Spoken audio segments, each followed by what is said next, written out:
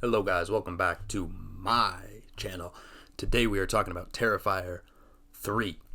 Now, the Terrifier movies, as you go chronologically, it's like a journey of bringing this graphically fun gore and grime from a low budget kind of underground movie into the tone of a popular movie that everybody knows and has seen and is familiar with.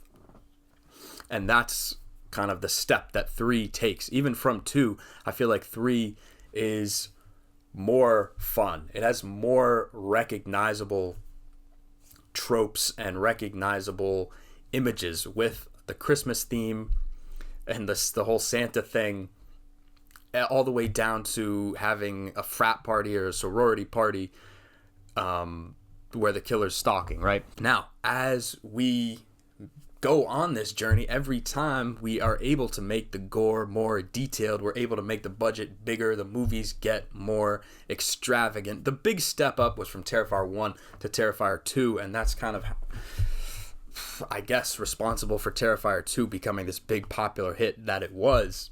But there is another step up in Terrifier 3, and thankfully the kills, I think, get even more detailed, a little more realistic, a little bit better in 3, and the bar was already high in 2. Not everyone agrees with me. I was coming out of the movie, going into the bathroom, of course.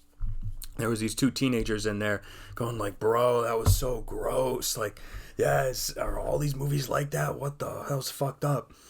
And then this old dude comes out of the stall and he's like, oh yeah, they're all like that. The second one was worse. And I disagree with him. I think that that's a knock on Terrifier 3. If Terrifier 2 has grosser gore, that's like a knock. And I've heard a lot of people express that opinion, but I think they do. I think when in terms of kind of the detail of the body parts, what they actually show, Terrifier 3 is a step up. This is the next step in line, and give it credit for that, man, because if they were taking a step backwards, what would be the point? You know, what would be the point of making the next movie? Now, the thing that does happen as we get more gory, but also more towards a popular movie form, is that some of the kind of storytelling, you know, the plot becomes obviously a bigger part of it, the plot decisions. And now some of these we could criticize. In particular, I want to talk about the obvious, which is that about 2/3 of the way through the movie, they do a time skip, a small time skip, like, you know, like a couple hour time skip. But in that couple hours, some vital kills happen. Now, from the opening scene of this movie and the other films as well, but let's just stick to this film, because from the beginning, they let you know that you can trust them. You know, that I think is one of the biggest things about Terrifier that makes it a little bit better than other slashers, is that you can trust them. You know that if somebody comes on the screen and comes in contact with Art, they are going to die and you're going to see it. You know, they're not going to like cheap out and like fake you out and do a fake scare and fake this, and you know, this person is like, oh, going to get away, or they're going to like go easy and like not kill the kid, or like not kill like the grandma or something. No, we are going to kill everybody and you're going to see it. Except for the kids, maybe. Well, we're going to kill them, but maybe we won't see it. Now, that does make it confusing to me as to why they skipped over the death of, you know, the uncle, who seemed like one of the prime characters to get a crazy death in this, and then they just skipped over and he's like up there on the wall. I don't know why they did that. And again, they're going more towards this like story-driven direction, which is inevitable as any franchise gets longer and longer. They're going to, right? Like, doesn't that always happen? We get pulled a little bit away from the core content that made us like the movies, and then a little bit more towards this story that they, you know, decide to put in. Now, if anybody deserves to kind of be creative with where they want to go with this story and taking it in this more like demonic direction and kind of, you know, adding some lore, these guys deserve it, right? The people that are making these movies, they deserve to do it. You know, they've showed us that they have a certain command of making a fun slasher. So they deserve to kind of take it in different directions. I guess I'm just posing the question of how we feel about the direction that they take it in the last third of this movie, because I do think that the last third is the weakest, and the final battle probably not as good as 2.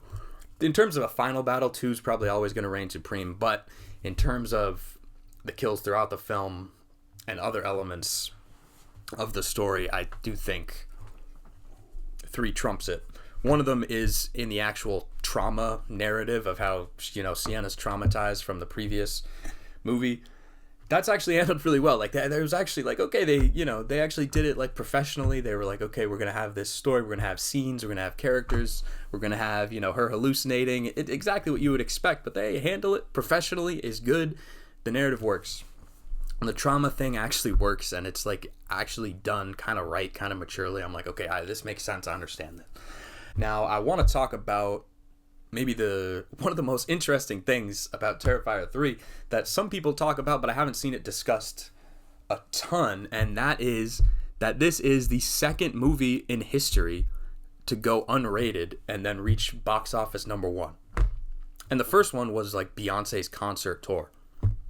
So that doesn't really count. Because this is the first one that was actually like going to get a rating. Chose not to be rated and then still does well in the box office. This is great. This is like an exciting development. I guess they I don't know, they didn't want to take the chance, or I guess they thought that it could get NC-17 and then less people would go see it. Because right now all the major theaters are treating it as if it was rated R. I don't know that it would be NC-17. Number 2 is rated R with all the stuff that's in there.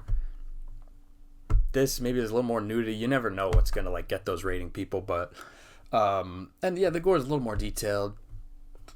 Who knows? But it's definitely cool, and kind of again shows how this is like a low budget grimy horror that's like kind of sneaking onto the massive stage, because yeah, it's unrated and everybody's just gonna go and see it. I kind of geek out over the movie ratings because I think it's so fascinating what they choose to kind of be allowed in this rating versus this rating. It can be very strange, but it just leads to it actually affects the content of movies a lot, especially in terms of how things are filmed, violent scenes. It's so so much kind of. That's why that's partly why the gore in a movie like this is so cathartic, because we're kind of used to seeing all this violence with like one like spurt of blood, and it's like, or no blood, and it's just like it's kind of like you kind of get sick of that. But anyways, pretty cool that they went in unrated. Yeah, and then a lot of the kind of ways that it progressed in terms of story decisions, in terms of lore, in terms of tone, into this more fun, accessible tone, even as the gore gets crazier. I think it all makes sense. I think it's not surprising that that's where this would go. I do think it feels a little bit like they're falling into this trap of that everyone falls into, where they can't make a franchise movie without franchisifying it. And not that that's inherently bad. I don't mean by franchisifying. I don't just mean like setting up for a sequel or something like that. I mean like, setting up these kind of like adding this longer story for the sake of adding a longer story. And then sometimes maybe not fully satisfying you in terms of some of the payoffs in the individual movies. And then this, right, like for example, in this, we have to assume that Jonathan is still alive, because obviously you're not going to give like the second main character in the whole movie like an off-screen death. So he's still alive. They did give the uncle an off-screen death though, which I thought was kind of strange. But I've said that before. Anyways, thanks for watching. Let me know what you thought of Terrifier 3. And then I'll see you guys in the next one. Peace.